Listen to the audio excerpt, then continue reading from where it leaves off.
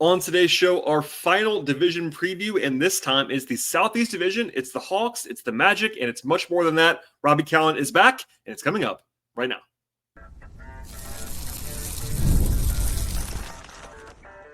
You are Locked On Hawks, your daily Atlanta Hawks podcast. Part of the Locked On Podcast Network. Your team every day.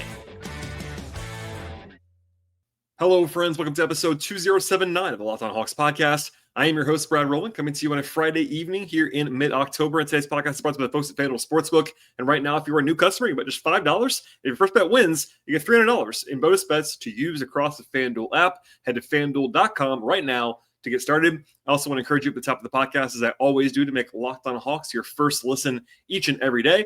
Check us out, subscribe to the show anywhere you get your podcast. That includes Apple and Spotify. We're also on YouTube, so please like the show, leave a comment, a rating, a review, and importantly, tell your friends and family about this podcast. Help us spread the word, and we appreciate you being here as always. A Friday night episode of the week, I should say, and it's our fifth show of this particular week. If you missed it, I did a full breakdown of the finale of the exhibition slate for the Hawks on Thursday evening, plus some latest Trae Young news on that show as well. It was been very busy on the show leading up to what's going to be coming up. The actual season is arriving. The Hawks play a game that counts on Wednesday, so we're almost there. And with that as the backdrop, this is our final of the Over-Under Division Preview podcast. I recorded this with Robby Kalland of CBS Sports on Thursday before the Hawks played. And just one quick funny note here. We mentioned briefly on this show the Hornets having Spencer Dinwiddie on their roster, and that's mentioned at the end of the podcast, and they kind of made fun of him actually being on that team still. We're kind of confused by that, as you'll hear.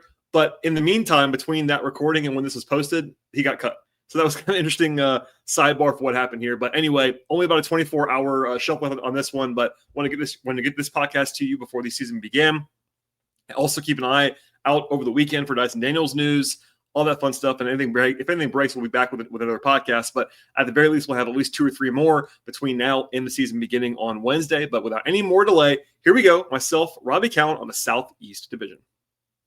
I am joined once again by my good friend, Robby Kalland of CBS Sports. Robby, it's been like 2.5 weeks since we did one of these. I ran them after that, but we're back. The final one, the one that everyone actually asked about. I sent you a screenshot the other day. People clamoring for the Southeast. And here we are. How are you? I'm great. We're on the eve of the regular season. We're finally almost through. Jacob Toppin's starting minutes. So we are recording this before the finale for the Hawks preseason, and it's going to run on Friday.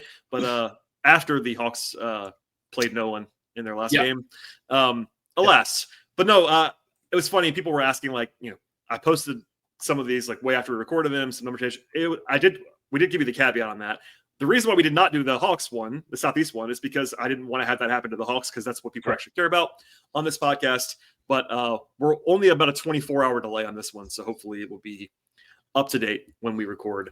And let's begin with the Hawks. Like most divisions, we do the in order of top down in the win totals. This is not the case here. The Hawks do not have the number one projection in the Southeast, but it is a Hawks podcast. So here we are with the Hawks, and I'm going to do the Hawks like we do the other teams. We'll probably go a little bit longer, but I'm going to give you the same format we do for the other teams, Robby. And here it is. Please. The current number at FanDuel for the Hawks as of mid-October is 47.5 with juice to the under.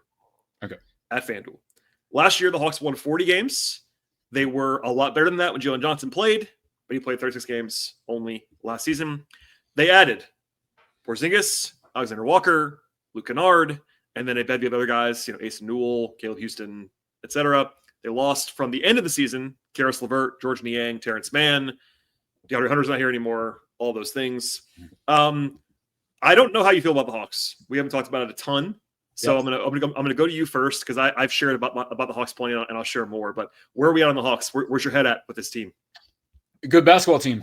I think, I'll be honest, I think that number's pretty fair in terms of 47.5. This is a team that I would project in the high 40s. I'm not gonna, that's a little tease that I'm probably not gonna have a super strong play decision on the Hawks, but this should be a solidly top 6 in the East, fighting for top 4 in the East. I think they are they are, to me, in the same kind of group as like Detroit in the East in terms of like of the teams that are prepared to take a leap and take advantage of a number of teams taking a step back. You look at Boston, obviously, is taking the biggest step back, but Indiana, Milwaukee, some of these other teams that are not Cleveland and New York are your top two on paper by a reasonable margin.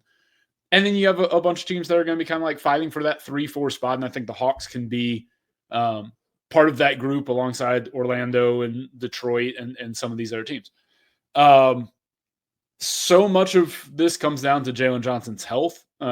He is, we were kind of talking about this just before we came on, like he has a chance to be arguably the best player on this team. Trae Young is obviously an all-star and he's an established guy, but what Jalen Johnson can do on both sides of the ball and what his potential is, what he's shown his potential to be, is an all-star caliber guy. He was on that track last year before he got hurt. Like we were talking about, should he be one of those kind of like last guys on the all-star team last year? And he still has room to grow. If he can be that guy and he can be on the court 65 games, like the over is certainly in play because, we've talked about it. Hawks fans have complained about it where Trae gets underrated at this point due to what people know to be his deficiencies, which is the defense. Sure. But I think that has become over-discussed and under-discussed is what he's able to do offensively, where he is still one of the best offensive engines in the NBA, like from the point guard position. He is one of the best at creating points, whether that's for himself, whether it's for his teammates in the NBA. I think some of that is the shooting numbers. The three-point shooting has not been what people thought it would be coming into the league necessarily, but a lot of the other stuff has been better. His finishing's been better. We talked about that when he came into the league years ago. We questioned whether he was going to be able to finish at the rim. He's been better at that than I think a lot of people expected. The shooting, the three-point shooting has been up and down, hasn't necessarily been at the level. I think there's some shot diet things that have always been, kind of a bugaboo with Trae, and it can get frustrating when he just pulls up from 32 for no reason. But I also think having a better team around him will help kind of curb some of those habits. And so I'm looking forward to what Trae is able to do. I think Trae and Jalen is kind of a really great kind of 1-2 in the backcourt in the wing. And then you finally kind of supplemented this roster in a way that makes more sense than some of the attempts in the past, most notably DeJounte Murray. Dyson Daniels was obviously a tremendous fit. We'll see what he has in store for year 2 in Atlanta. Interested to see if he can keep up what was his best offensive season by far of his NBA career. I think he's obviously aided by playing alongside Trae and Trae creating a lot of looks for him in a way that he did not have a guy in New Orleans to create for him in that manner. As good as CJ McCollum is, CJ McCollum's a self-creator, not a creator for others. And then the front court, we'll see. I mean, like Kristaps is another, obviously the injury stuff always hangs over everything with Kristaps, but I think that's mitigated a little bit by just having a Okongwu and knowing that he is a starting caliber guy. And I think you're going to be able to, when they're both healthy, you should have starting caliber minutes at the 5 at all times, right? And that's something that the Hawks haven't necessarily had based on, injuries and stuff with that Clint dealt with. And, when he was right, it was great. When he wasn't, it wasn't great. I think that can be an upgrade, and the spacing will be an upgrade. That was something that, Clint obviously didn't provide, but now you have two guys that should that should be able to work similarly in Okongwu and Porzingis. And I think that helps the offense be a little more consistent because you don't have to change your approach based on who's in at the 5 when the guy at the 5 is not the focal point of the offense. I think that's always a hard thing for teams is when you have a tertiary player on offense that dictates what you're able to do. That can be, restrictive in a way. And I think when you have Porzingis and Okongwu, you can run pick and pops. Obviously, Porzingis is a better shooter, but Okongwu is a capable guy on the perimeter. And I think it's going to be maybe a little more fluid, a little more between kind of lineups and groupings and rotations. And And then it's like, what can Risashe do in his year two? I'm fascinated to see what this team looks like, but you bolstered the wing rotation heavily with Alexander Walker and Kennard alongside getting Jalen Johnson back. You should have a high level group there that I think is better than what you had last year with, George Niang and Karis LeVert, who were solid, but like the ceiling should be higher. And I think the fit should be a little higher in terms of the shooting. So that is a long-winded way of saying this is a good basketball team. I'm interested to see how it all comes together. There is a ceiling where this is a 50-win team. There is a ceiling where this is a 50-51 win team that kind of smashes this win total and is the 3 seed in the East. There's also a world where it's just 45 wins, 44, 45 wins, and they are the 6 seed. That is the reasonable range barring catastrophe, is somewhere in there, because it's just going to be kind of like, there's going to be maybe some learning curve for guys. But I think if you're a Hawks fan, this is an exciting year just because you're finally getting to see a team that I think this is the best team built around Trey that he's had. Yeah. And obviously I'm going to do my final prediction stuff later on before opening night. But yeah, just broadly, there is a path for them to be good on both sides of the floor. Yep.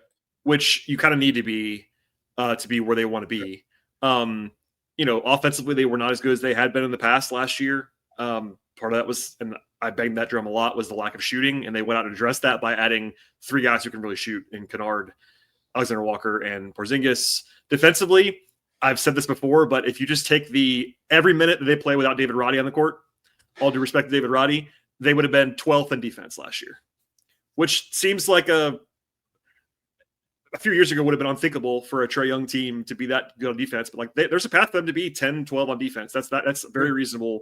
And if they're a top 7 or 8 offense with that, that's a 51 team. That's just what that is. Now, I think you're exactly right with the range. I think it's like 44 to 53 is like the actual range of this team.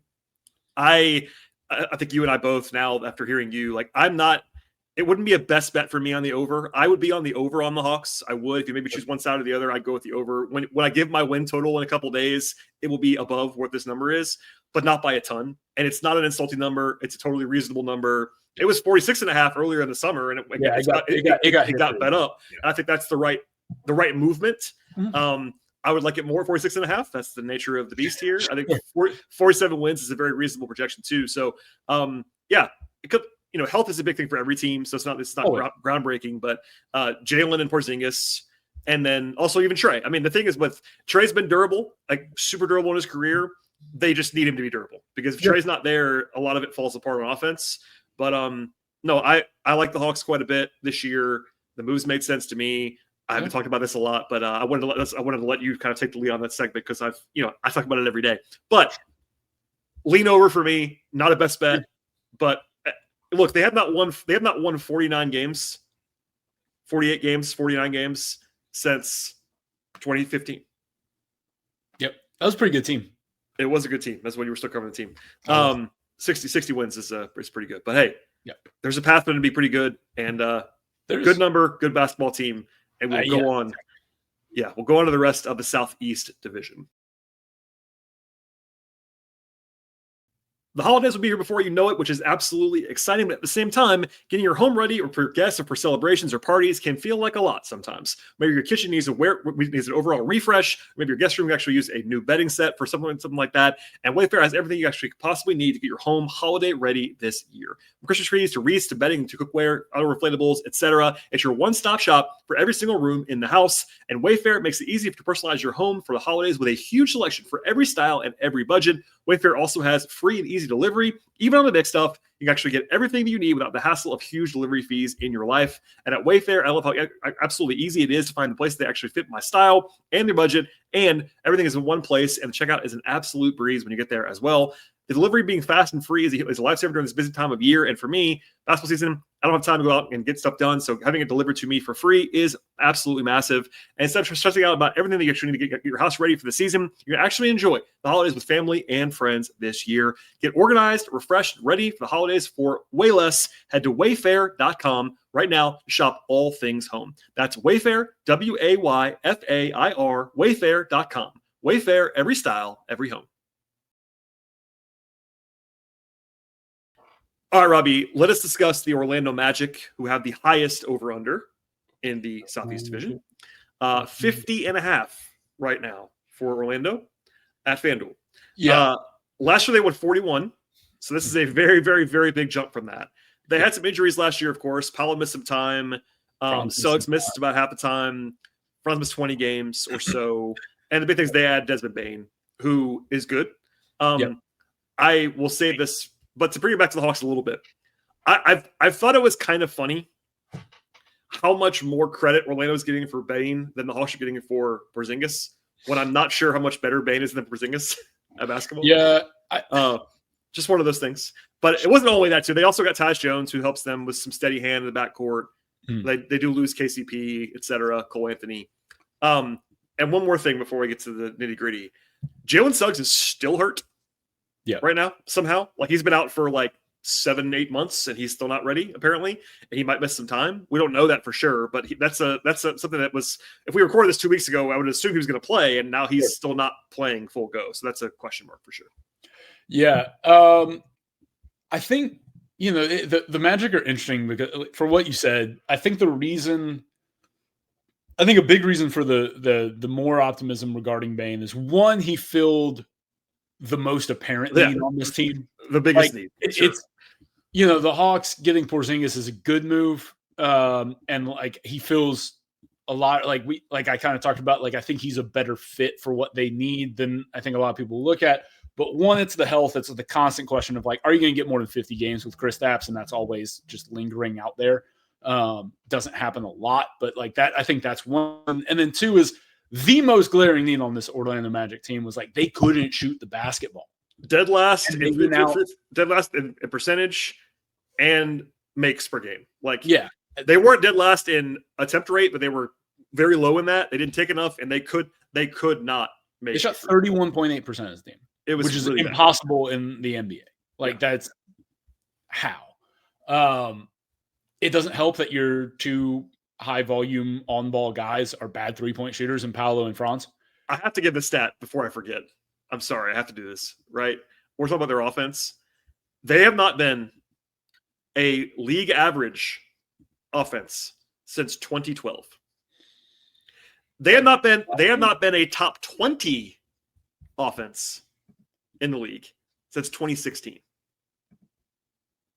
That's a real number. They have not been a league average offense since Dwight Howard was in his absolute prime in Orlando when they were going to the finals and all that stuff. That's how bad. Now, obviously, that has nothing to do with this team, but this iteration has still been bad. I think there was a thought last year coming out of the year that they were better than they were when they had their guys on offense. They were terrible when they had Paolo and Franz on offense. They were bad. They had a 109 offensive rating with Paolo on the court. Yeah. That's terrible. For a star player to have that kind of – that's really, really, really bad. Yeah. Now, granted, they're awesome on defense, which is probably what's going on here. But I can't get over how bad they still have been. I understand the injuries, but even when they've had their guys, it hasn't been good on offense at any point. I think I still question whether Paolo and Franz is the right duo to build around. I kind of agree with you. I think they kind of counteract each other in a way. I personally think they should pull the plug on one of them while the value's still very high around the league, while there's still a lot of, people would I would guess the guy that they would move would be Franz, just because Paolo is obviously number 1 overall pick. And, I think his ceiling feels a little bit higher. Paolo is one of those guys, man. Paolo's one of the most divisive players. He really is. There are people that are the numbers people that really, really do not believe in the Paolo experience. And then you go the more, I don't want to, it's more the bag crowd really likes Paolo. And it's I don't really know I think he's good. I don't know how good he is. I think it's somewhere in between for sure. Yeah. And I think that's a lot of guys. But I think it's funny because I think it goes a little bit the other way with Franz. Definitely. And the thing, and I watch Franz and I'm like, he's clearly good, but like I don't see it with him in the same way that I don't think he's I mean, obviously my Michigan stuff is what it is. I don't think Franz is like a star. I think he's a good. I think he's really good. They're two very good players that do the same thing, and that's the problem. Is they want to be in the same spot. It reminds me of the Raptors, and like constantly trying to build around Scotty Barnes and Pascal Siakam, and I think a split like what happened with Pascal and Scotty would kind of show us who's Scotty and who's Pascal in that relationship. A little bit. Obviously, they're closer in age than those two were. Pascal was a little more established than Scott, but like it kind of came in, and then they're kind of fighting over who gets to be dribbling 15, in the high post and like facing up and doing like they were trying to do the same thing. So this is a very long-winded way to say it. Like I like this Magic team. I like a lot of the players on it. I think Desmond Bane is as advertised. Like I don't think either of us are as high on Bane as some folks around the league in terms of like this is a star level player. Good player. Impact has never been, even in Memphis last year. The numbers don't tell you that he's like some game changing guy. He's good, right? Obviously. However, I do think replacing Kentavious Caldwell-Pope, who I admit I thought was going to be great for Orlando, and it was a catastrophe. But listen, it's a little different when it's not Jokic creating for you. Like we see this, we used to see this with LeBron. Guys would be awesome 3-point shooters playing next to LeBron. And KCP is a guy who's been an awesome 3-point shooter playing with LeBron. He's been an awesome 3-point shooter playing with Jokic. And he's been kind of mediocre when he doesn't have somebody setting up. And that is not a knock on him. That is just the nature of being an off-ball 3-and-D guy, is you need somebody who puts the ball on you in the right spots. There are very few who can kind of make it work with anybody. And so I think Bane is one of those types of guys that doesn't need an elite table setter to shoot 39-40% from three, which they desperately need more than anything. Yep. I think he comes in. I think he fits what they want to do defensively. I think they're still going to be a top 6 defensive team in the league. That's going to keep their floor pretty high. All that said, I can't bet this team to win 51 games. I was going to say, I mean, I like a little bit. They're deep. They're talented. They have a lot. But I think they need to make they need a consolidation trade with their front court. They got a lot of guys who are solid, who are fine, who I think have some value to other teams. Again, this team has so many redundancies. They have redundancies in the front court. They have redundancies on the wing.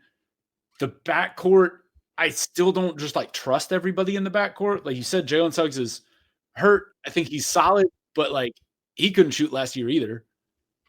Anthony Black, I'm still not sure. They act like he's a future star, but then they won't. No, he's not. Give him, he's not that and also can't shoot. And same thing as everything else. They have so many redundancies. It feels to me a lot like these Raptors teams that were sold as look at all this talent. Look at the individual pieces are all awesome, and the sum of the parts is less than the whole. That's how I feel about this Orlando team. I think there's a lot of really good players. I think they need to structure it differently. It's kind of the Hawks have gone through. It's Hawks fans know this. You have DeJounte, you have Trey. Hey, that looks great. It doesn't. Yeah. It doesn't fit. There's redundancies and it doesn't work. You need them to slot in. And this is just a team with a 10, 11 deep, but really they're 4 deep because they all do the same thing. I've seen before this summer. I'm under on Orlando. I don't see the 3-win gap between the Hawks and the Magic either, which is the whole. That's not the whole thing, but it's just I have a hard time going from 41 to 51 on the Magic. They could do it. That's definitely in the realm of outcomes. But I have to see their offense be better than it's been for the. I think the range for Orlando is the same as the range on the Hawks. It's that 45. I kind of do too. Yeah. But if 53 is the max that you see happening, right. If the Hawks over 50.5. If we have the same range, I would say it's about the Hawks too. If the number was 50.5, I would bet the under. Yes. So that's where we are on the Magic, and I think we'll see. Within this, we're talking about the Southeast Division. The Hawks are probably going to have a nice low price. That spoiler alert. I will probably have that price given out on this podcast later on before the season starts. But yes, I agree with you. I don't think the Hawks should be a big underdog to win the division by any means. The NFL season is still ongoing right now. FanDuel has an offer that you absolutely do not want to miss right now. If you are a new customer, you bet just $5, you get $300 in bonus bets if you win. That's right. Pick a bet at FanDuel, put down $5, and if it hits, you'll unlock $300 in bonus bets at FanDuel to use across the app. FanDuel is great in so many different ways, so many reasons, honestly, because if it's however you like to bet on basketball or football or baseball or any kind of sport that you're interested in, whether it's player props, team and parlays, straight bets, futures, or even live betting as the action unfolds, it makes watching football even more exciting when you have something a little bit extra riding on the action. And they also have every single sport you can think of across the board, from football to the NBA, of course. We talk about all the time on this podcast. Plus, they have baseball, they have hockey, they have golf, they have college sports across the board, tennis, soccer, auto racing, boxing, MMA, and so much more. Whether you're a casual fan or you just love diving into all the stats at FanDuel, they make it easier for you, and the game experience is so much better at FanDuel. FanDuel is quick, it's easy and actually fast to pay out when you win, and it's the best way to add a little bit more energy to your game days this fall, this winter, and beyond. So what are you waiting for? Visit FanDuel.com. That's FanDuel.com. Download the FanDuel app right now and get started today. All right, Robbie, we'll be a little bit quicker on the last three because they're not as exciting as the Hawks and the Magic. First team of the last three is kind of the middle team in their own tier, at least for me, the Miami Heat. FanDuel has Miami at 38.5 wins. Robbie, this is a rare one where I'll just tell you ahead of time. I am on the under on the Miami Heat. Oh, it's a tradition unlike any other. It is. I'm usually right recently. Why are you booing me? I'm right. I mean, I just don't get it, and I'm not over-indexing. I will say the zombie third team Hawks just beat the Heat that were trying the other night. Granted, it's a game that didn't matter, but I was like, wow, that does not change my mind about the Miami Heat at all. Yeah. But they won 37 games last year. That's around the summer, but they were 16-24 post Butler trade. So they were a 33-win team post Butler trade. Yep. They do add Norm Powell and Simone Fontecchio. They lose Duncan Robinson, Haywood Highsmith, Alec Burks, etc. And crucially, a guy that I've always been lower on, but who was really good last year, Tyler Hero, is out for a while. He's going to be out for, as of like 2 weeks ago, it was 8 to 12 weeks, so 6 to 10 now. He's going to miss some time in the regular season, and I don't know how they're supposed to score when he's not playing. No. So, and then defensively, I don't really know how they're supposed to be. I mean, Bam's still good, but Bam's not quite prime Bam anymore, I don't think. And I don't know, man. Like, if this is the take I always have, but it's even more true now.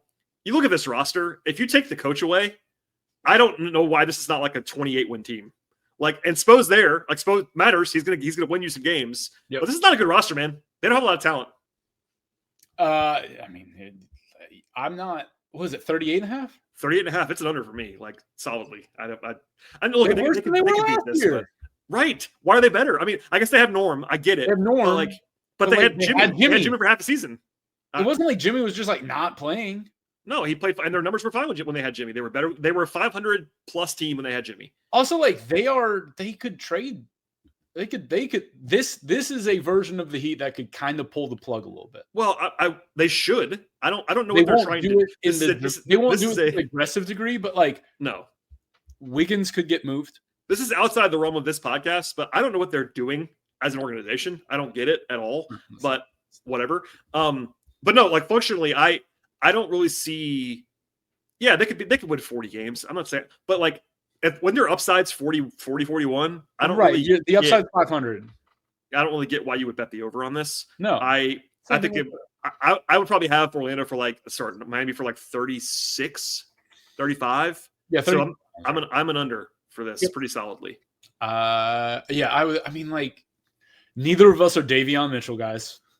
No, I mean he's fine. He was great, but he was great at the end of the last year. Yeah, the offensive portion of that felt a little miragey. Oh, it was. He shot the ball in a way that it was not sustainable. Yeah. Right, and so it's like, and they were 16-24 with him doing that. Like that's the part. That's the thing for me is like, I think it was a mirage for Davion Mitchell, who is a very nice defender and fits what Miami likes to do there. He's a rotation guard. That's what he is. Yeah, I mean. Also, Bam was like quietly not very good last year. Bam was kind of by his standards, right? Kind of brutal offensively at times. Yeah. Not very efficient in the way that we've kind of come to expect. And like he doesn't have, and there's just not the guys around him. Like even Norman is last year had his career here, which is great at like age 31 or whatever he was. Like, I don't think that's going to happen again. Like, he's still a good player, but like, and also like some of that was like he was playing next to guys who take a little bit of the pressure off. Like James Harden takes. I mean, if you're playing with James Harden, he just makes you take open shots all the time. And right.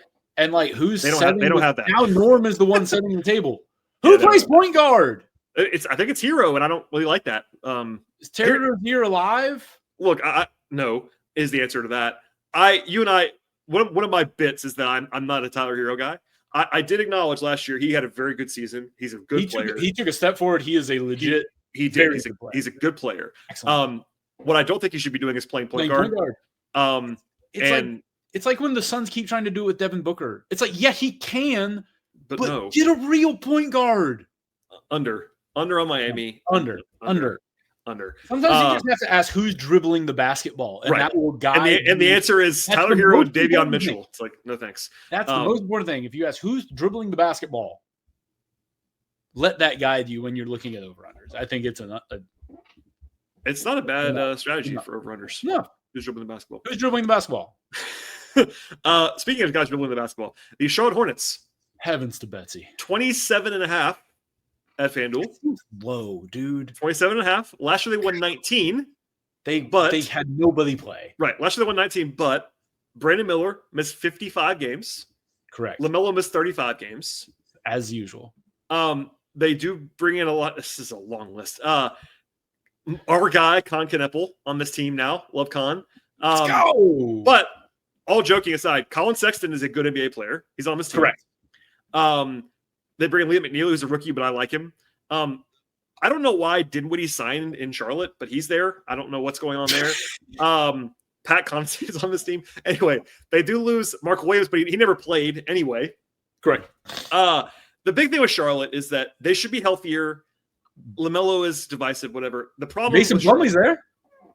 Yes. The problem with Charlotte is that they are one of the 3 or 4 teams this year that have just no one playing center. Like, they have no centers. Like, I just said Mason Plumlee's there. Mason Plumlee is not very good.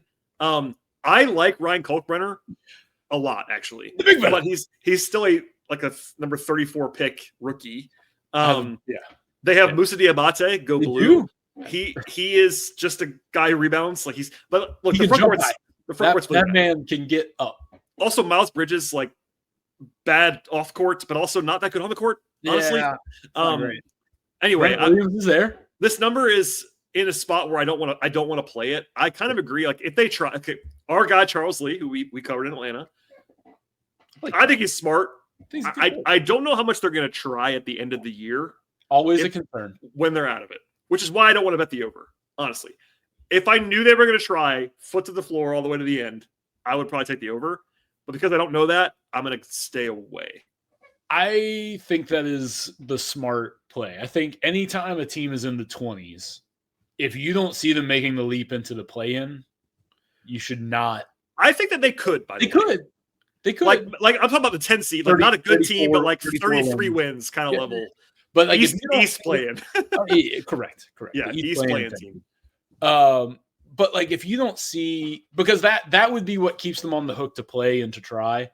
Right. I don't have them doing that though. But because there's some teams above them, Miami, Chicago, that are more likely to be in that spot. If LaMelo plays, now this is why I'm not projecting. If LaMelo played 65 games, sure. Yeah. But he's by the way done that once in 5 years. He's played more than 51 games once in 5 years. Like, and LaMelo is extremely talented. He just can't stay on the floor. The ankle issue. He's in the Zion zone. He's in the Zion zone. What's crazy is like his ankles are what everybody thought Steph Curry's ankles were going to be. Like, that's what it is. Like, you remember when we were like, is Steph ever going to be on the floor? And then he got the miracle ankle braces and is now like. And now he's an all-timer. But yeah, no, you're right. But LaMelo like steps on somebody's foot week 2 every year, and then it's just like as soon as he tweaks one, it's constant. I mean, he had like 4 of them a couple years ago, and it's tough. Like, but when he's not on the floor, like you said, like Colin Sexton will raise the floor some. Like Colin Sexton is but like Colin Sexton was also playing on those Jazz teams that were terrible. So yeah, I mean he's good. He's good mellow insurance to where they shouldn't be like a catastrophe in the way they had been without LaMelo. Correct. But he doesn't change your. But also, like if you have LaMelo and Colin Sexton, the defense is going to be. They shouldn't play together, and they kind of have to. You have to. The defense is going to be tough. I am a Brandon Miller guy. I like what's happening there. I think he's very talented. I think he has a lot of potential to be really good both ends of the floor. I don't know if this is the place that gets the most out of him defensively. The context is going to be able to bring a whole lot out of him. You brought up point guard earlier. The other thing, like about defense, if you don't have point of attack, if you don't have a point of, and also if you don't have point of attack or rim protection. No, and it's like if you have neither one of those things, like you're not playing defense. No, they're going to be bottom 10 in the league, like guaranteed. Oh, bottom 5. I mean, they're going to be bad on that end. Like, who's their best point of attack defender? Is it Colin Sexton? Probably. Because it's not Spencer Dinwiddie or LaMelo Ball. No, I mean it might be. I mean, it's probably Josh Green if he plays that role. Con? Yeah, it's not. Is it Con? Even Con, like I like Con Knuppel a lot. He's not going to be a primary on-ball guy defensively, I don't think. So just throw 6'7" Con out there and let him. I don't think that's going to be his best role. So no, but do they stay have away a from million guards? It's stay away because like you can be bad and win 29 games. Oh yeah, I think they definitely could. They could go over here. If Melo plays 20 games, like they're going to go under. I think so. Yeah, this is moving on. No, thank you. Last team is the Wizards. This is going to be Washington. By the way, your Washington Wizards. That's right. You don't know Robbie is closest team to Robbie is the Washington Wizards geographically. It's now 20.5 is the number at FanDuel. Robust. That's really low. They won 18 last year. They also were worse than that. They had a 14-win point differential. They were one of the by point differential, which is not gospel, but it's good. They were one of the 5 worst teams ever last year in point differential. It's not good. And the thing is, I don't know if they're any better. The only reason they'd be better is if the young guys got better, and they probably will. Like I think Alex Sarr has to be better than he was last year. Yeah, he was so bad on offense. Yes. But like they do it. They do bring in McCollum. He should be a steady hand. Chris Middleton's still there. Middleton's still there somehow. Trey Johnson can shoot. I don't know. He's also one of those guys that, like, as a rookie, is probably going to be bad, I would imagine. Yeah. Cam Whitmore is there. Okay. Marvin Bagley is there. Yeah, he is. Yeah. Corey Kispert is. I like Corey Kispert. Here's an important piece of context as well. Our guy Sharif Cooper. Oh my gosh. Woo. This probably doesn't matter, but the Wizards have a top 8 protected pick, and they have to keep it. Yes, they have to. So if they do what the Nets did, like so last year, the Nets were supposed to be horrible, and they started out being like kind of decent early in the year, and they were like, no, we're not doing this. Traded Dennis across Washington would do that immediately. I think if they were winning too much in October, November, buy CJ, buy Middleton, whatever they got to do. So 20.5 is really low. Yeah, it is. Yeah, I have a hard time betting the under at 20.5. This team is going to be terrible. I mean, they're going to be terrible. I just don't know. Like this number is low enough where I'm not in a rush to say they can't win 21. Correct. So I think I would just not do it. Here's the thing. This is where I'll go. I say this for a team every year. Do you want to be financially invested in the Washington Wizards in any form? Financially, probably not. I don't. No, so don't do it. This is the PSA every year. Like with Utah earlier, we did Utah a couple weeks ago. Yes. Utah's number was in I think it's 18.5. Right. Like I think I gave out the over, or maybe we at least leaned over. If this number is 18.5, I probably would be like, all right, over, I think. But there's so many scenarios where they win 19 or 20 games. Oh, they could do this. They could win 18 again. They could win 13. I mean, if you don't think it's a stone cold under, which it's not.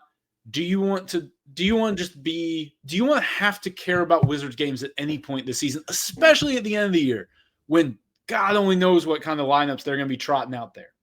You don't want that. You don't want to be worried about if Keyshawn George kind of has a big night in March and ruins your win total. You don't want that. You don't want that. Don't do it. Last year they were other opportunities. Last year they were at I think at the end of January they were 6-41. Yeah, they were awful. And that was kind of that's for me. That's more like the true what they actually were. Was that they were like a 11 win team. Yeah. I don't know if they're going to be that bad again, but I don't want to bet on them getting to 21. Even if I were to give you a win total projection on the Wizards, I think I probably would go with literally 21, which is like a slight over. Yeah, don't do it. But don't be invested. Don't invest in the absolutely Wizards. not. Other than the night that whatever Roddy goes down to DC to cover the Wizards. And I think we should circle a Wizards Nets game for you to go to. I think I'm gonna have to. I think just for science, I have to go down and see. And I gotta look at the schedule. I hope it's like late in the year because I want to see what Wizards Nets feels like. It's not. It's not. Unfortunately, it's not. It's November, and then they have a game on January 2nd at home. Little New Year's fun. You should go to that. That'd be good. They do play April 5th in Brooklyn. If you want to go to Brooklyn. That is going to be a basketball game. I think you're on a train. We're off the rails. Yeah, Amtrak. Train to Brooklyn. It's 3 hours. Why not? In the corridor. Robbie, thank you. Beltway. We could. I appreciate you doing this. Thank you for all the time you've given me. People love it. Only sickos love it. Sometimes people are like, "Why are you doing this?" Because we like it. It's good, but genuine. It is a genuinely good opportunity to preview the league. It's why we do it. Overrunners is a good hook for it. Makes you kind of look at everybody, look at all the rosters, see what's changed. It makes you keep up with what's going on, the ins and outs of the association. It does. It helps for that. Fun to get together and talk with the fella. It is. Robbie, you are at CBS Sports again. That's right. Welcome back to the mothership. Anything else to plug that you'd like to at the end of the podcast? I mean, the Punkcast rolls along uninhibited. The America's only hostless podcast. The Punkcast. Great stuff. I'm on the socials. At R Kalland. That's it. Blue Sky. That's all I got. Twitter. Instagram. Are you public on Instagram? I can't remember. I am. I post. I don't even have it on my phone anymore, but I post just food pics every once in a while. Food and travel only. Well, Robbie, thank you again. As for everybody else, this is probably going to go up Friday night. So if you're listening to this Friday night, Saturday, Sunday, we got more to come. The season's coming. The Hawks play on Wednesday in a real game that matters. Yeah, they do. So stay tuned for that. Subscribe to the podcast, and we'll see everybody next time.